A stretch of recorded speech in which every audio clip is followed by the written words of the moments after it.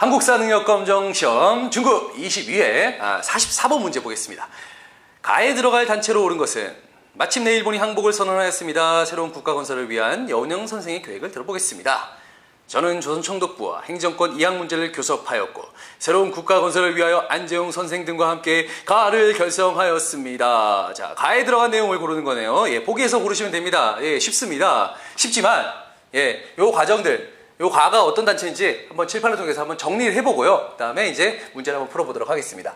요거는요, 지금 지문에 나와 있는 내용은 이제 우리가 광복 이후에 어떤 그 새로운 국가 건설을 추구하고자 하는 그런 방향으로 가고 있습니다. 예, 여러분들 그 지문에서 볼 수 있듯이 일제가 항복을 선언했고요. 그를 통해서 이제 뭔가 행정권 이양 문제라든가 새로운 국가 건설을 위해서 이제 준비하는 과정들이라고 보시면 되겠습니다. 그 준비하는 과정들을 한번 정리해 볼게요. 예, 일단은 우리 독립운동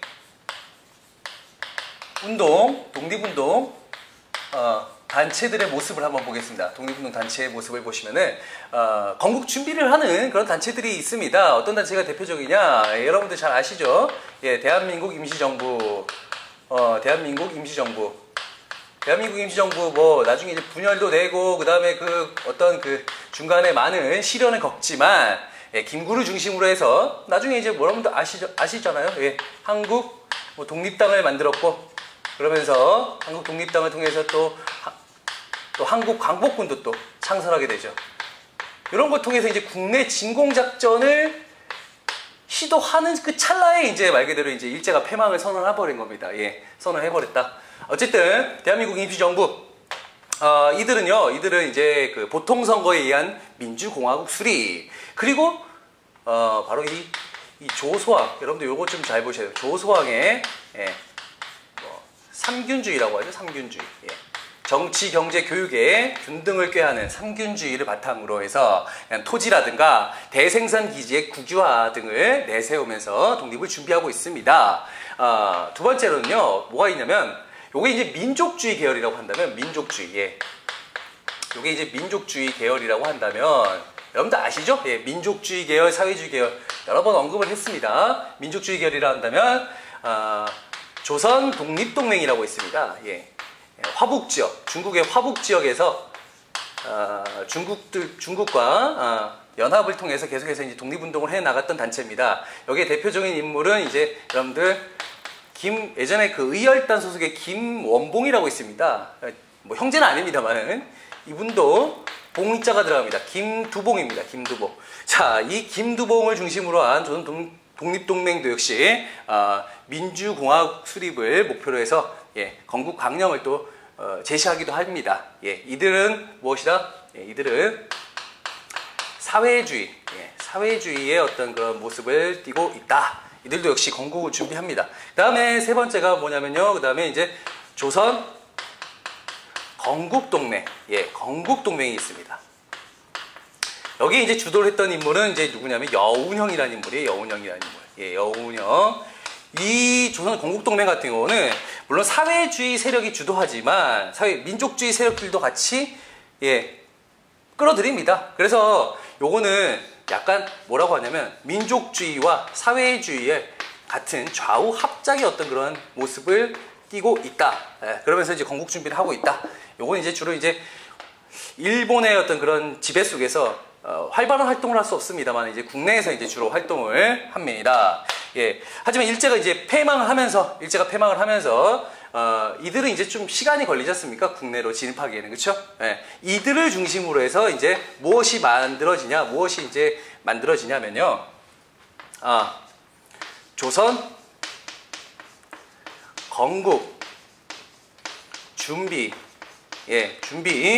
준비위원회, 줄여서 건준이라고 합니다. 건준이가 만들어집니다. 우선 건국준비위원회가 만들어지게 됩니다. 이것도 역시 뭡니까? 좌우 합작의 모습이다. 좌우 합작. 여러분들 뭐 좌파, 우파 이런 것들 좀 헷갈리시는데 이런 얘기들을 지금 제가 여기 깊게 설명드릴 수는 없고요. 어쨌든 좌우 합작의 모습이었다. 이 여운형 같은 경우는요, 약간 중도설적인 성격입니다. 중도라고 하는 건 여러분들 뭐냐면 민족주의랑 사회주의를 같이 이렇게 포용한다라고 한 뜻을 담고 있다라고 여러분들 생각해 두시면 되겠습니다. 근데 약간 좀 중도인데 약간 좌파 쪽에, 약간 사회주의 쪽에 약간 좀 더 가 있는 중도 좌파라고 한다면, 지문에 나와 있는 안재홍 선생 같은 경우는 이제 중도인데 약간 민족주의, 예, 우익 쪽에, 이제 우파 쪽에 있는 중도 우파라고 보시면 되겠습니다. 하지만 이게 그러면서 나중에 이제 또 이후에 조선 인민공화국을 또 수립하게 되죠. 그러면서 이제 건국 준비를 이제 딱 합니다. 이제 어떻게 이제 나라를 만들어 나가겠다, 새로운 국가를 건설해 가겠다. 하지만 미군이 이제 딱 이제 들어오게 되죠. 예, 미군이 이제 국내로 딱 진주를 합니다. 예, 들어옵니다. 들어오니까 이제 이때 미군이 뭐라고 하냐면, 미군정 이외에 어떠한 단체도 총독부 하던 대로 그대로 합니다. 어떤 단체도 인정할 수 없다. 그래갖고 나중에 조선인민공화국 같은 경우는 해체가 돼버립니다.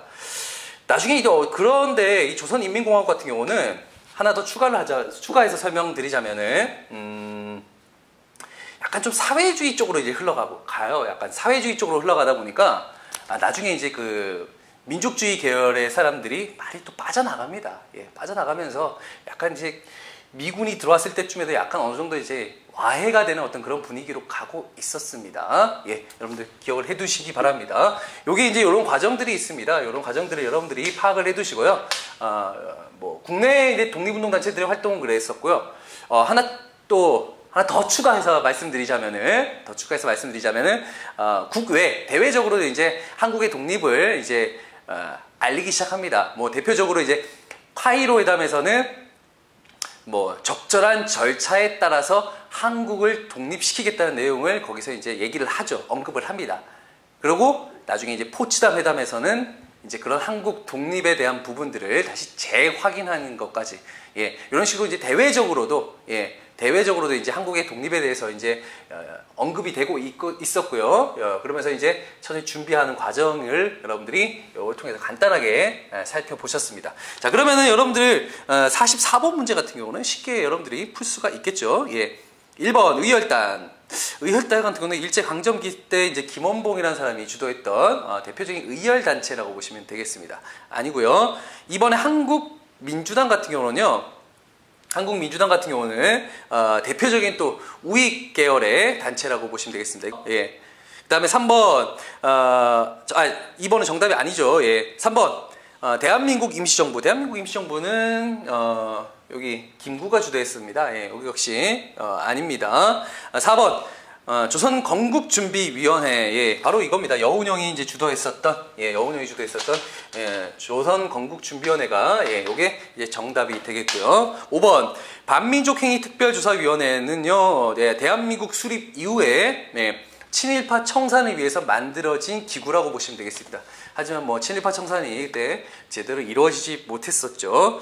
예, 그래서, 중급 22회 44번의 정답은요, 예, 4번이 되겠습니다.